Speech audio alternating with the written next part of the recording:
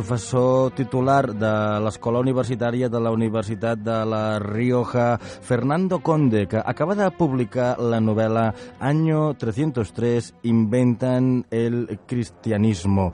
I, de fet, fa més de 20 anys que està investigant sobre l'origen del cristianisme, que ha culminat amb aquesta novel·la que acaba de publicar. Fernando Conde, buenas tardes. Buenas tardes, Jordi, buenas tardes. Usted sostiene la tesis de que toda la historia del cristianismo en este libro, un libro grueso, por cierto, creo que tiene más de casi 900 páginas, que todo el cristianismo se fraguó, se redactó entre el año 303 y el 313, y que todo lo escribieron dos personas a las órdenes del emperador Constantino.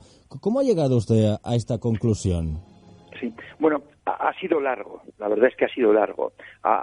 Me ha costado 24 años de estudio y análisis, leyendo los textos en griego, en el griego original, y viendo la forma en que se escribía en la antigüedad. Fue una serie de hallazgos consecutivos que culminaron con el hallazgo de pruebas documentales de que efectivamente toda la historia narrada en los evangelios es una historia generada, escrita por dos personas, Lactancio y Eusebio de Cesarea, en el año 310 aproximadamente. Y así es, y han quedado pruebas de ello. O sea, no es una teoría osada, atrevida, sino que es una constatación histórica evidente, que no se puede negar. Bueno, de hecho, usted ha tenido que traducir directamente del griego antiguo, del latín y del hebreo. ¿No se fiaba de las traducciones que existían? Es que para estudiar unos textos hay que ser capaz de leerlos en el idioma en que fueron escritos. Hay un dicho italiano que dice traduttore traditore, que significa pues traductor traidor.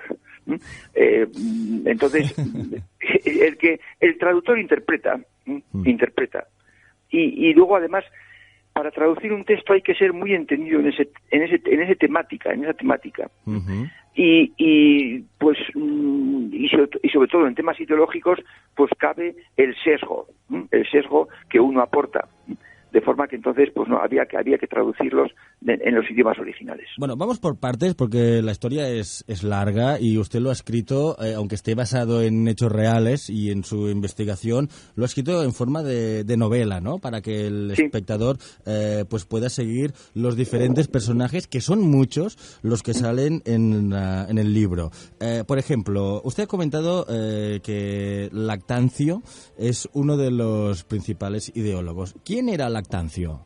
Sí, Lactancio era un ciudadano romano que vivía en el África, en Egipto. El África entonces era básicamente Egipto, aunque también era Cartago, pero bueno, pues él vivía en Egipto y estudió los textos egipcios y estaba convencido de que había que poner una religión que adorase a un Dios único, porque si no, el Dios único estaba airado con Roma e iba a mandar el fin del mundo, el fin de Roma al imperio. Y fue con esa idea a convencer a Diocleciano, que era el Augusto Supremo, el Supremo Emperador, y no le convenció, pero sí convenció a Constantino. Y entonces, pues, este era el hombre. El hombre de la idea. Al emperador Constantino en ese momento. Porque entonces, según esta teoría, hasta ese momento, pues no había habido ni se había nombrado el nombre de Jesucristo, ni tampoco de la Iglesia. ¿O cómo va? ¿Cómo era hasta entonces? No. Lo acaba de decir Jordi. No había habido nada. Los romanos adoraban a los dioses ancestrales, a Júpiter, Juno y Minerva, o adoraban a los dioses locales de Grecia o de Roma o de Egipto o del África o de cualquier sitio. Y también tenían misterios como los de Isis, Eleusis, Mitra, y también tenía la filosofía. Y en eso estaban, y a eso se dedicaban. Y había total libertad de culto, la típica del Imperio Romano. Claro, pero entonces, ¿cómo consiguen convencer a la población y crear, como según usted y la investigación que ha hecho, toda una religión que después ha sido la que ha sido, ¿no? Sí, sí, sí. Bueno, pues efectivamente, este hombre, Lactancio, convence a Constantino. Constantino llama a un amigo suyo que es historiador y que es Eusebio de Cesarea, para que entre Lactancio y Eusebio redacten los textos, entre comillas, sagrados de una nueva religión que el imperio necesitaba. Y Constantino pone todo el poder, toda la autoridad de su trono, de su capacidad, y crea, nombra obispos en Occidente, ¿sí? Y en el Concilio de Ardés del año 314... Bueno, lo que usted dice que son episcopos. Sí, efectivamente, sí, porque es el nombre en griego, Uh-huh. episcopal, de ahí viene episcopal, ¿Sí? Relativo al obispo. Y nombra episcopos o obispos, hablando en nuestro idioma, y estos los reúne Constantino en Arles, y allá pues les nombra obispos de sus diócesis y los pone en marcha y les entregan los textos sagrados, los evangelios, y les dice que tendrán su apoyo y que empiecen a practicar y que empiecen a convencer a sus conciudadanos. Y así se empieza con el cristianismo en Occidente, año 314. A continuación, Constantino se dedica... perdón, un momento. Sí, entonces, usted dice que había 64 en total obispos, que fueron los primeros encargados ya con los textos y con los evangelios y el Nuevo Testamento, que había sido ideado por Lactancio y escrito por Eusebio de Cesarea a difundirlos por todo el imperio. Sí, por el Imperio Occidental, por la prefectura de Italia y por la prefectura de las Galias. Año 314. Uh-huh. Y los evangelios los escriben los dos, Aralimón, Lactancio y Eusebio. Entre el 314 y el 325, Constantino hace la guerra a su cuñado Licinio, que es el Augusto, el emperador de Oriente, y poco a poco le va arrebatando territorios y al final lo vence. Y entonces convoca el concilio de Nicea el año 325, para lo cual un subordinado suyo, que es Osio, va recorriendo el Imperio Oriental y allá nombra obispos, los selecciona y los dice, pues tú obispo. Y entonces a estos los convoca Constantino en Nicea el año 325 y se lanza, digamos así, el cristianismo en Oriente, con lo cual ya está funcionando en todo el imperio, en Occidente y en Oriente.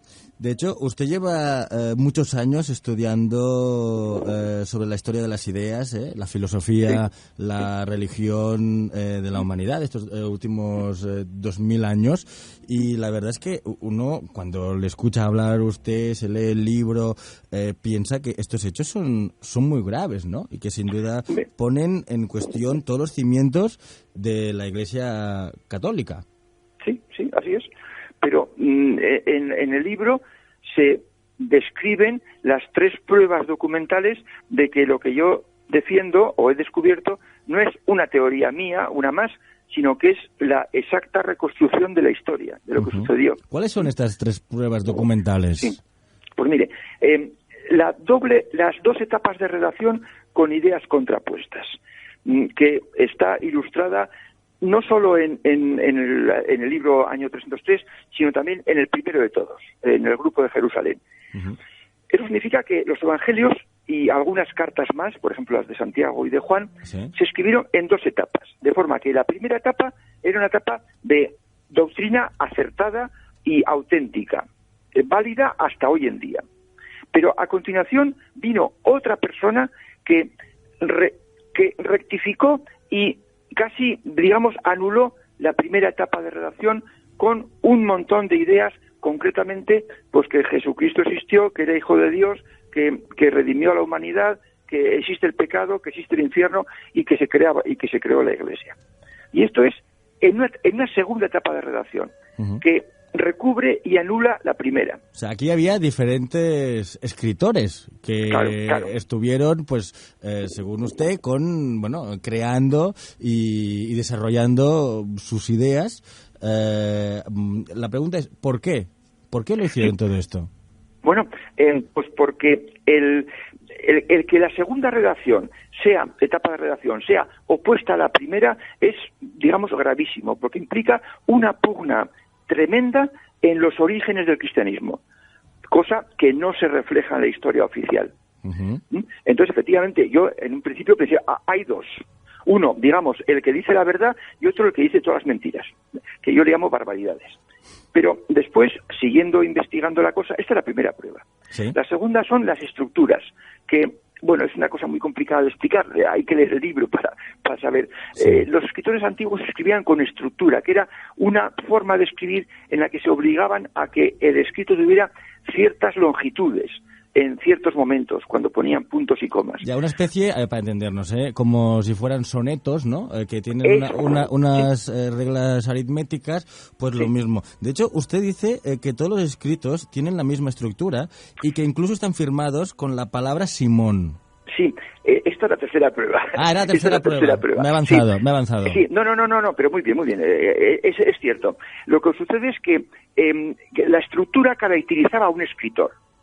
Y entonces Lactancio hacía estructuras muy complicadas, por eso le llamaron el Cicerón cristiano, porque era un gran literato, un gran retórico, y escribía con estructuras muy complicadas, pero cometió el error de escribir con la misma estructura complicada que delataba su autoría el Evangelio de Lucas, el de Mateo, las cartas de Pedro, que son 2, y la carta de Judas. Entonces, claro, escribir con la misma estructura 4 obras de 4 autores supuestamente diferentes está delatando que no es así, que los 4 son la misma persona. O sea que los evangelios de estas personas diferentes escriben de la misma forma. Exacto, con la misma estructura. Claro, esto es Esta es la segunda prueba. Como mínimo sospechoso para usted, ¿no? Claro, delator. Pero es que luego viene la tercera prueba, que es ya la más hecatombe. Uno de ellos, que he nombrado, Eusebio de Cesarea, no estaba de acuerdo con lo que se estaba haciendo, con las ideas de Lactancio.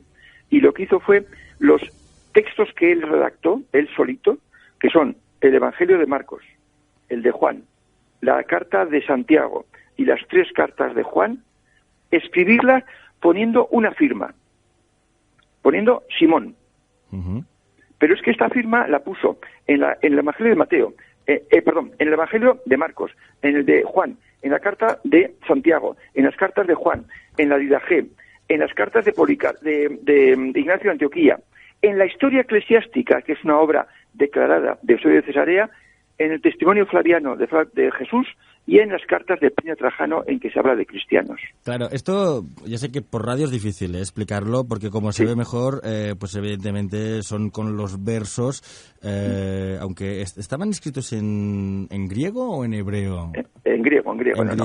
Lo del hebreo es un cuento chino también. ¿Ah, sí? No, ningún evangelio se escribió en hebreo. Ni el de Mateo tampoco. No, se escribieron todos en griego. Iba a decir que si alguien está interesado, hay una página web donde usted ha expuesto todo este trabajo por más de 20 años que lleva con este tema, que es sofiaoriginals.com/303.htm. No, le voy a corregir porque eso es lo que pone en el libro. Sí. Pero es que yo cuando hice el libro no sabía que iba a cambiar la web de formato y que le iba a pasar a WordPress. Entonces, es cierto lo de Sofía Originals, que es Sofía Sabiduría Originals en inglés, Originals, originales, pero luego es barra inclinada y simplemente año 303. Vale. Año guión 303. Bueno, de todas formas, si alguien quiere, pues también el título del libro es Año 303, inventan el cristianismo, porque como decimos son casi pues 900 páginas con todos los ejemplos y todas las pruebas que usted ha ido pues buscando y encontrando. Sí, efectivamente. Bueno, pues señor Fernando, no, ya para acabar, no sé si alguien de la Iglesia o le ha enseñado el libro, le ha mostrado, ha dialogado, ha hablado con alguien de la Iglesia y aunque en su opinión ya nos lo imaginamos, no sé si ha tenido la oportunidad de contrastar esto que dice con alguien. Sí, yo siempre que escribo un libro de este estilo, enseguida me surgen detractores, detractores que son personas de la Iglesia por sus conocimientos, dominan perfectamente toda la obra de todos los escritores cristianos primitivos y pues me dicen que yo digo cosas científicas, que no tengo bases, que me invento cosas, que quiero gloria de efímera o que quiero vender libros. Pero la característica que tienen estos detractores es que ninguno de ellos se ha leído el libro y dicen además que no se lo piensan leer, porque no merece la pena perder el tiempo con tonterías. Entonces, claro, una crítica que parte de la base de que no se ha leído el libro, pues tiene un valor. Es difícil dialogar, y aparte el poder tan grande que tiene la Iglesia hoy en día. O sea, usted no sé si sabe dónde se metió en su momento, o vaya, porque claro, aunque esto para usted esté claro, haya todas estas pruebas, no sé dónde quiere llegar con esto. Bueno, pues simplemente a divulgar que estamos equivocados en ideología, que tenemos una ideología que no lleva a ningún sitio, y que lo que había bueno descubierto antes de Teodosio y Constantino, que eran dos ignorantes en ideología, pues era el conocimiento de los griegos, y que esa es una doctrina realmente digna del ser humano, y no lo que tenemos. Pues Fernando Conde, muchas gracias por habernos atendido, y bueno, claro, aquí es que hay mucho material realmente. Sí. Usted ha hecho una investigación pues muy a fondo de todos estos evangelios del Nuevo Testamento, y la verdad es que hay mucho material, como decimos. Si a alguien le interesa, año 303, el libro Inventan el cristianismo. Fernando Conde, su autor, muchas gracias por habernos atendido, y que vaya muy bien. Buenas tardes. Gracias, Jordi, y muchas gracias a Radio Desver.